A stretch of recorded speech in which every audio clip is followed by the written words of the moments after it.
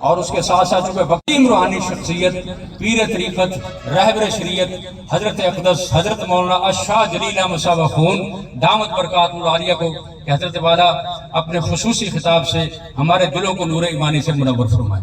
ماشاءاللہ.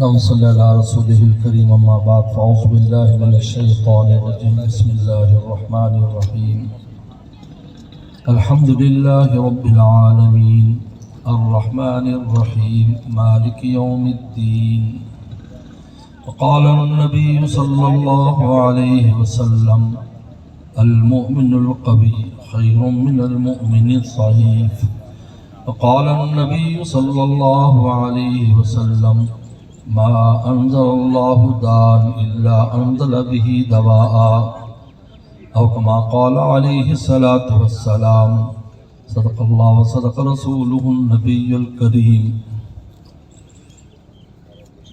میرے محترم بزرگ اور دوستو، آج اس مبارک موقع پر میں اور آپ سندھو سرجیکل ہسپتال فقیر والی کے افتتاح کے لیے جمع ہوئے ہیں. ڈاکٹر محمد احمد صاحب نے یہ اسپتال اس پسماندہ علاقے میں بنایا ہے. ان کے صاحبزادے جو قرغیزستان میں ڈاکٹر بن رہے ہیں وہ میرے پاس چند دن پہلے آئے تھے. چونکہ رمضان قریب ہے اس وجہ سے آج کا وقت تجویز کر دیا تاکہ افتتاح میں تاخیر بھی نہ ہو اور ان کو بھی واپس جانا تھا. میرے دوست، اللہ تعالیٰ ارشاد فرماتے ہیں الحمدللہ بالعالمین، تمام تعریف اس اللہ کے لیے جو عالمین کو پالنے والے ہیں. عالمین عالم کی جمع ہے. عالم اس شے کو کہا جاتا ہے جو اللہ کے وجود پر علامت ہو. یہ پوری کائنات اللہ تعالیٰ کے وجود پر علامت ہے. اس کائنات کو دیکھ کر رب تعالیٰ سمجھ میں آتے ہیں کہ اس کائنات کا کوئی بنانے والا ہے. وہ انسان پرلے درجے کا بے عقل اور بے وقوف ہے جو اتنے بڑے نظام کو دیکھ کر یہ نہ سمجھ سکے کہ اس کے پیچھے کوئی چلانے والا ہے. خواہ وہ دنیا کا سب سے عقل مند کہلاتا ہو، لیکن اس کو اتنی عقل نہیں ہے کہ اس عالم کو دیکھ کر رب کو پہچان سکے. اس لیے اللہ تعالیٰ نے اپنی ذات کو تو چھپا دیا لیکن اپنے آثار کو ظاہر کر دیا.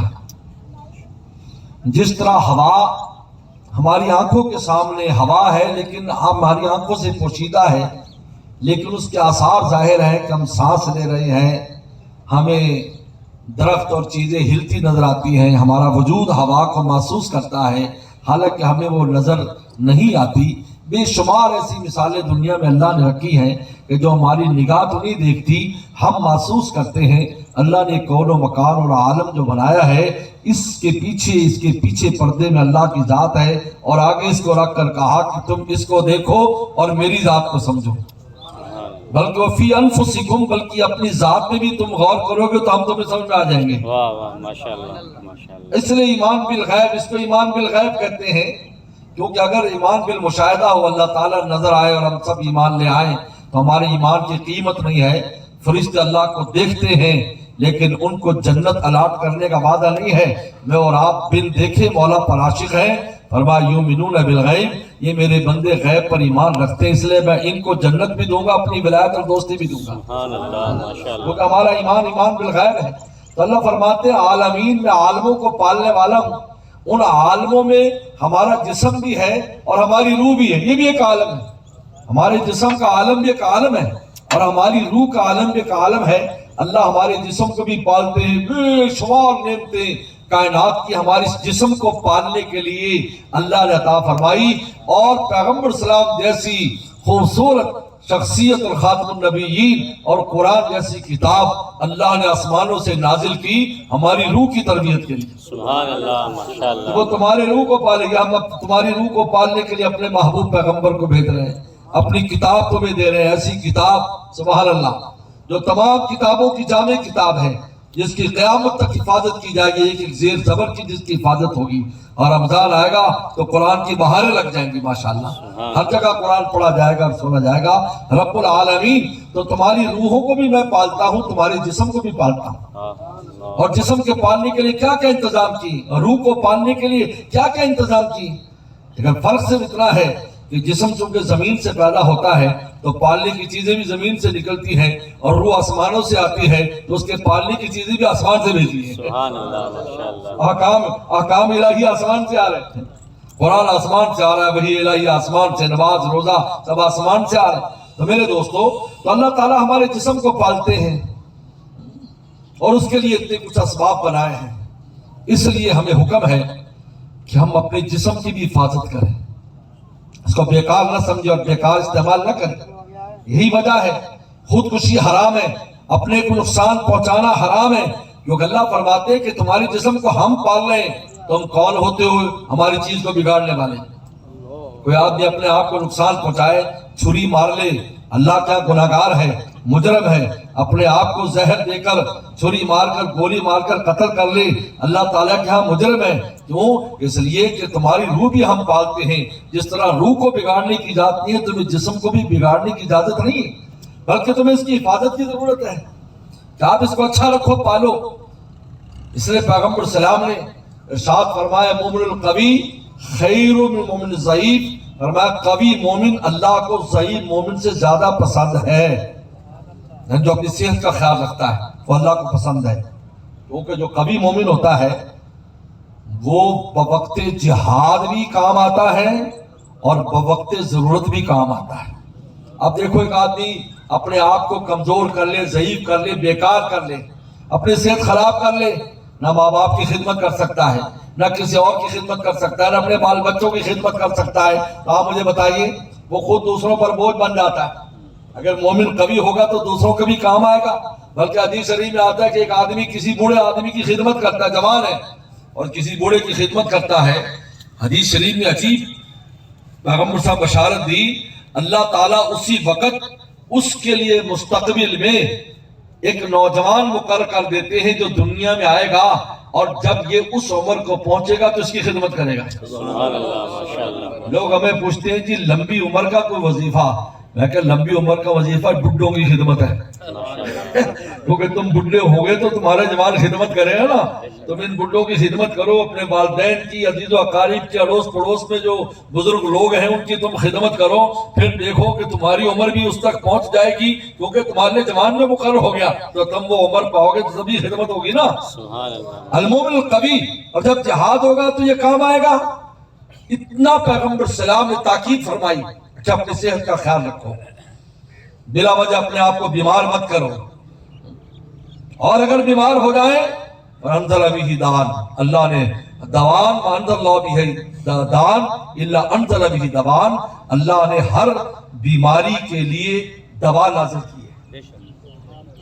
ये बात लोग कहते हैं जी बस हम तवक्कल करते हैं, हम दवाई इस्तेमाल नहीं करते, हमें जरूरत नहीं, हम बस ये अल्लाह ठीक कर देगा। या आप इस सुन्नत के खिलाफ कर रहे हैं।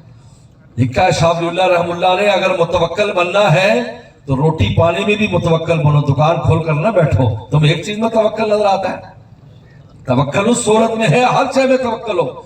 जहां जब पैगंबर सलाम ने वो 70,000 लोग जो जन्नत में बिला हिसाब किताब जाएंगे, उनकी जो अलामत बयान उसमें ये भी है कि रिज़्क़ का कोई वसीला इस्तेमाल नहीं करेंगे, और वो कोई झाड़ फूक नहीं करेंगे, वो कोई दवाई नहीं लेंगे। फरमाया मेरी उम्मत के लोग 70,000 बगैर हिसाब किताब के जाएंगे।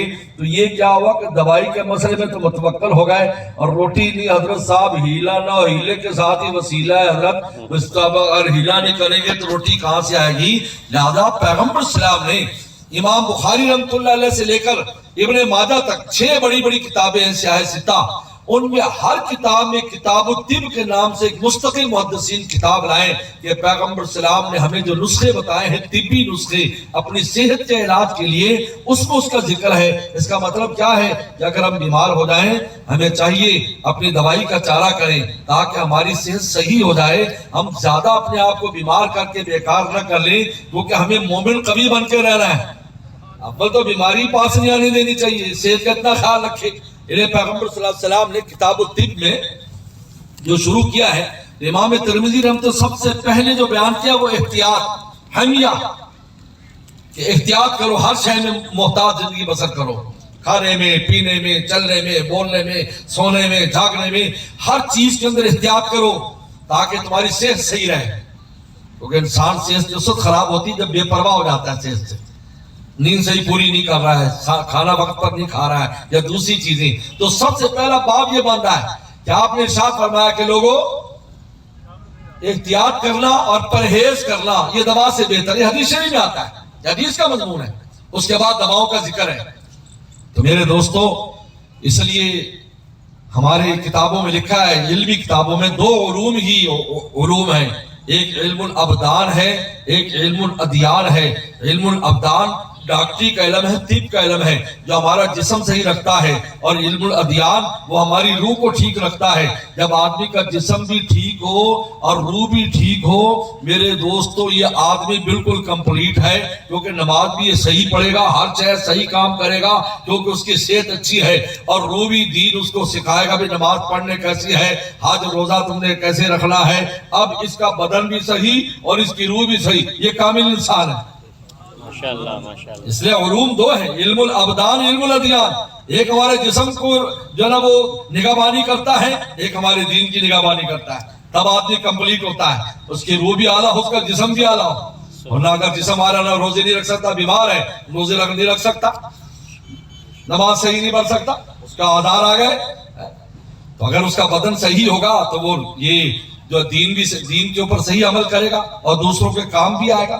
اس لیے میرے دوستو، یہ اور عجیب بات ہے کہ یہ دو شعبے ایک ایسے ہیں، ڈاکٹر صاحب موجود ہیں چونکہ آج ہسپتال کے افتتاح ہے، میں ان کو نصیحت بھی کرنا چاہتا ہوں، بلکہ سب کو جو طب کے شعبے سے تعلق رکھتے ہیں اور تعلیم اور طب، یہ دو شعبے خدمت کے شعبے ہیں، کمائی کے شعبے نہیں ہیں۔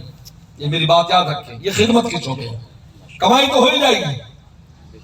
آپ جب کسی کو علاج کریں گے تو آپ کو اس کا بدلے میں آپ کو پیسے دے گا، لیکن آپ کی نیت یہ نہ ہو کہ ہم پیسے کمائیں، کیونکہ خدمت کے شعبے ہیں۔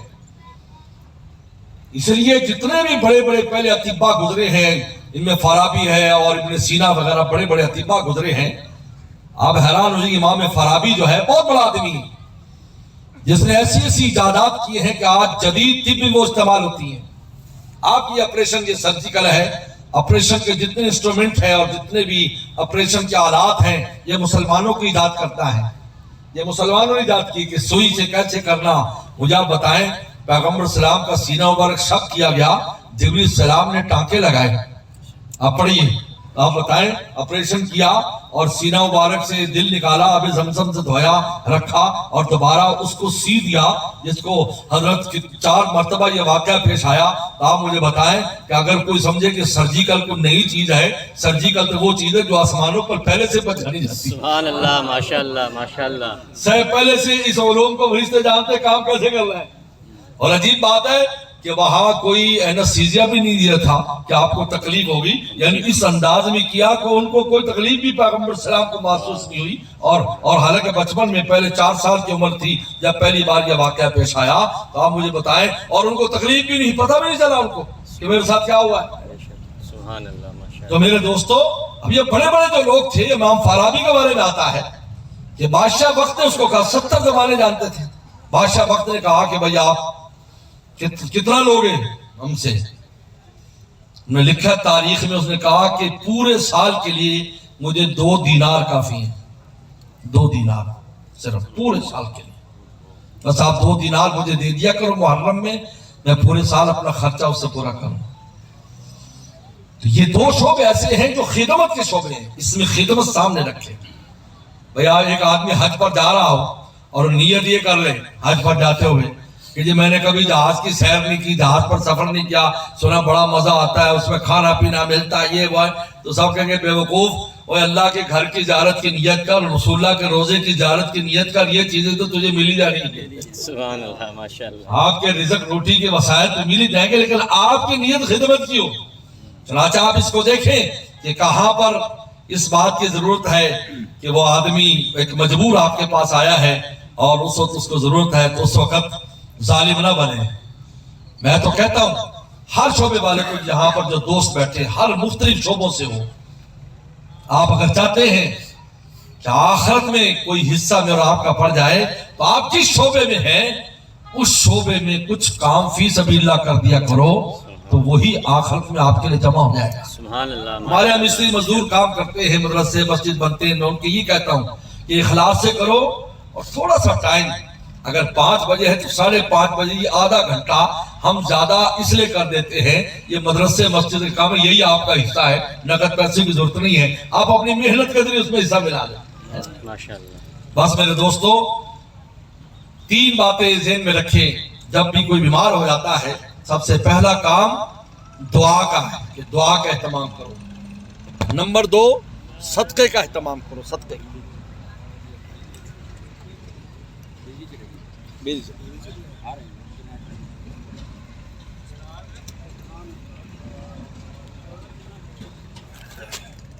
دعا کا اہتمام اپنے مریض کے لیے، مریض خود بھی اور مریض کے لیے جو لواحقین ہیں، دعا کا اہتمام کرے، ہاتھ اٹھائے اللہ میاں شفا دے دے۔ پیغمبر اسلام نے دعاؤں کا بہت اہتمام کیا اور ایسی دعائیں بھی سکھائیں جس میں بیماری کی شفا کے لیے، اور سورہ فاتحہ کو تو سورہ شفا قرار دے دیا، یعنی سورہ فاتحہ پڑھ کر دعا کر لو وہ تب بھی شفا ہے۔ بلکہ پیغمبر اسلام نے نماز بھی پڑھوائی۔ ابو ہریرہ رضی اللہ عنہ کے پیٹ میں درد تھا، یہ وہ جگہ جہاں رسول اللہ صلی اللہ علیہ وسلم نے فارسی بولی، آپ کے پیٹ میں درد تھا، ابو ہریرہ رضی اللہ عنہ کے وہ پیچھے بیٹھے تھے، پیغمبر صلی اللہ علیہ وسلم نفل پڑھ رہے تو آپ نے سلام پھیرا، فرمایا شکمت درد، ابو ہریرہ تیرے شکم میں درد ہے؟ ماشاءاللہ۔ فارسی بولی پڑھا، اشکمت درد کا نام یا رسول اللہ، اللہ نبی ہاں درد ہے، فرمایا فصلی فإن فی الصلاۃ شفا، اٹھ نماز پڑھ، نماز سے شفا ہو جائے گی، 2 رکعت پڑھی پیٹ درد ٹھیک ہو گیا۔ ماشاءاللہ، سبحان اللہ، ماشاءاللہ۔ نمبر 2 صدقے کا اہتمام کرے، صدقے کا، صدقے کا کچھ نہ کچھ اللہ کے راستے میں دے، اس مریض کے لیے اللہ کے راستے میں خرچ کریں۔ نمبر 3 علاج کرائیں، طریقے سے علاج کرائیں، اور اس علاج کی پابندی بھی کریں۔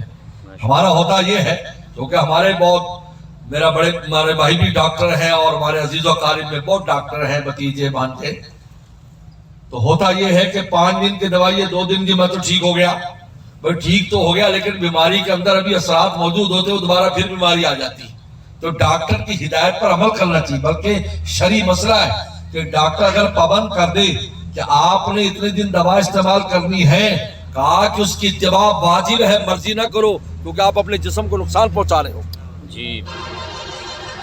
ہمیں اس کی اجازت نہیں ہے۔